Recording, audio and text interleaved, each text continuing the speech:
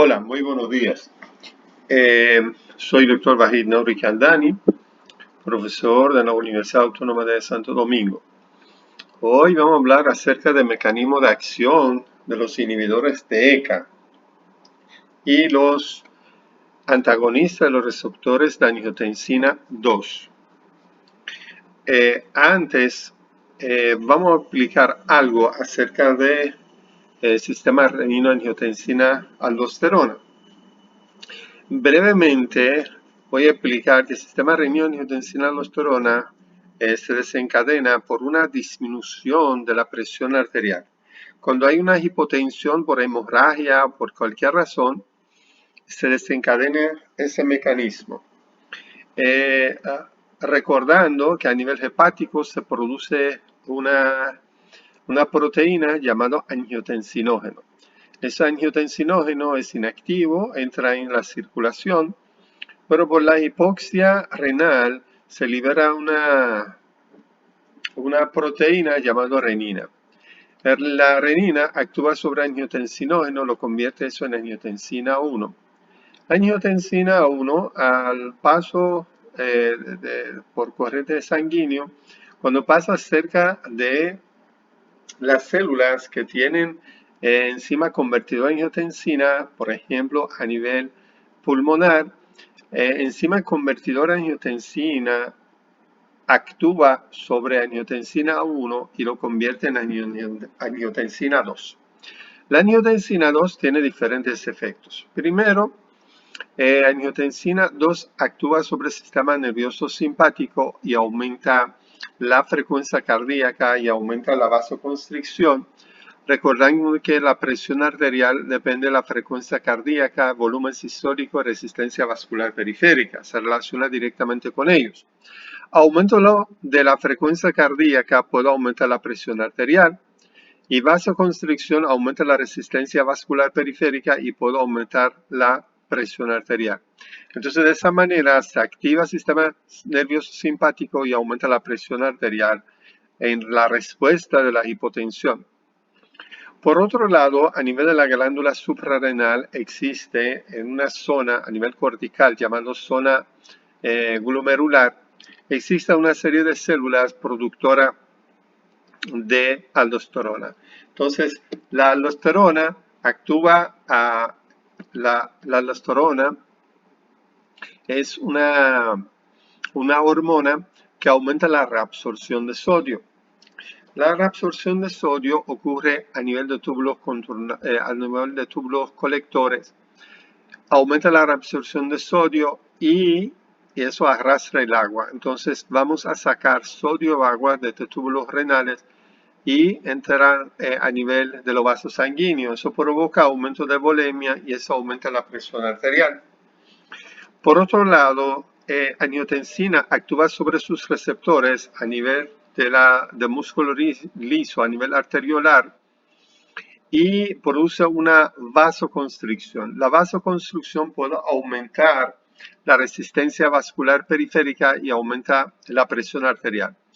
Por otro lado, ese mecanismo puede desencadenar un estímulo a nivel del núcleo supraóptico. Esos núcleos supraópticos están a nivel hipotalámico, donde se produce la ADH, la hormona antidiurética. Se produce ahí, se almacena en hipófisis posterior. De esa manera vamos a tener liberación de ADH.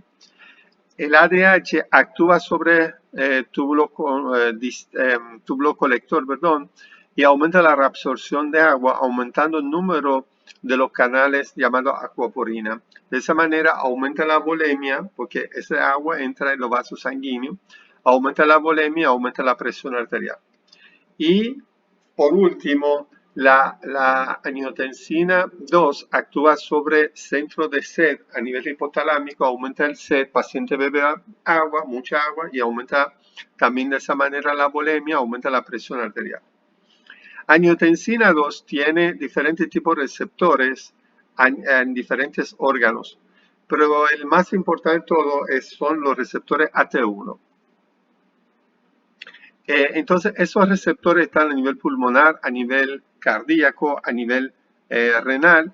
Los receptores AT2 también tienen importancia, pero se encuentran más a nivel en los fetos y tienen que ver con desarrollo fetal, algo con hipertrofia del ventrículo izquierdo, algún efecto sobre vasodilatación, pero no tiene gran importancia en ese sentido. Y los receptores AT3 y AT4 participan en regulación del sistema nervioso central y moduladores de oxitocina. Pero el más importante son los receptores AT1. Ahora bien, eso lo sabemos, ¿no? Ok, ahora, ¿dónde actúan los antihipertensivos tipo IECA?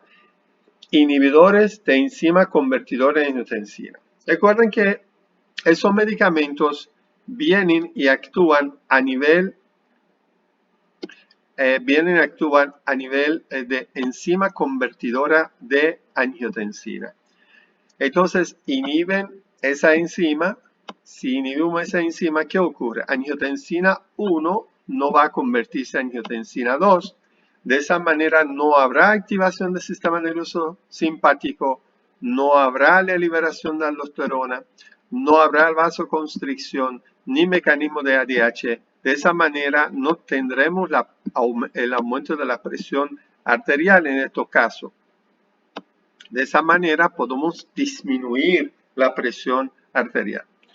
Uno de los efectos secundarios de inhibidores de ECA, que hablaremos en otro video sobre eso, es producción de tos. Recuerden que enzima convertida en angiotensina actúa sobre bradicinina para convertirlo en fragmentos inactivos. Si usamos enzima convertidora, o sea, usamos medicamentos que inhiben enzima convertidora de angiotensina, entonces la bradicinina o bradiquinina no se va a convertir en fragmentos inactivos y aumenta niveles de bradiquinina. Y eso puede producir tos seca. Uno de los mecanismos, uno de los efectos secundarios de inhibidores de enzima convertida en angiotensina es producción de tos. ¿Cuáles son esos medicamentos?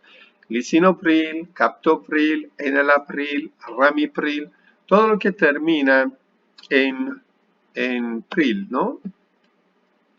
Para que tengan una idea, si viene después un medicamento que termina en esas letras, entonces pertenece a esa familia. Ahora bien, ¿cómo actúan los antagonistas de receptores de angiotensina 2? El mecanismo no es a nivel de enzima convertidora de angiotensina, sino actúan sobre los receptores. O sea, los receptores de angiotensina 2 a nivel del sistema nervioso central se bloquean, entonces angiotensina no puede actuar. O vamos a suponer que es un receptor, entonces angiotensina no puede actuar sobre su receptor porque ese receptor está ocupado por ese medicamento. Y también los receptores que existen a nivel del músculo liso, entonces estarán bloqueados, entonces angiotensina no podrá actuar sobre ellos. Asimismo, a nivel de sistema ADH. De esa manera, esos medicamentos como los sartán, candesartán, valsartán, todo lo que terminan en RTAN, sartán, entonces actúan sobre los receptores de angiotensina 2 y tienen el efecto hipotensor. No tienen efectos secundarios como tenían los inhibidores de ECA, por eso si su paciente comienza a presentar tos seca usando inhibidores de enzima convertidora en angiotensina, como lisinopril, enalapril, captopril, entonces ustedes pueden hacer un switch, cambiarlo por los ARA2. O sea, en vez de poner lisinopril, pueden poner los sartán, candesartán, valsartán, etcétera, etcétera. Hay un medicamento que aquí no lo usamos porque presentaron algunos efectos secundarios, especialmente los pacientes que tenían niveles de creatinina elevada. Ese medicamento es un medicamento prácticamente nuevo. Se llama aliskiren, aliskiren actúa sobre renina. O sea, aliskiren actúa sobre renina, inhibe la renina y de esa manera la renina no actuará sobre angiotensina y sobre angiotensinógeno, entonces no habrá efecto antihipertensivo. De esa manera podemos decir que ese es un mecanismo para inhibir el mecanismo de hipertensión arterial desde sus raíces. O sea, es un inhibidor de renina. Ahí están diferentes medicamentos que mencioné, que lo usamos como antihipertensivos, pero enfocando el mecanismo del sistema renino-angiotensina-aldosterona. Muchas gracias.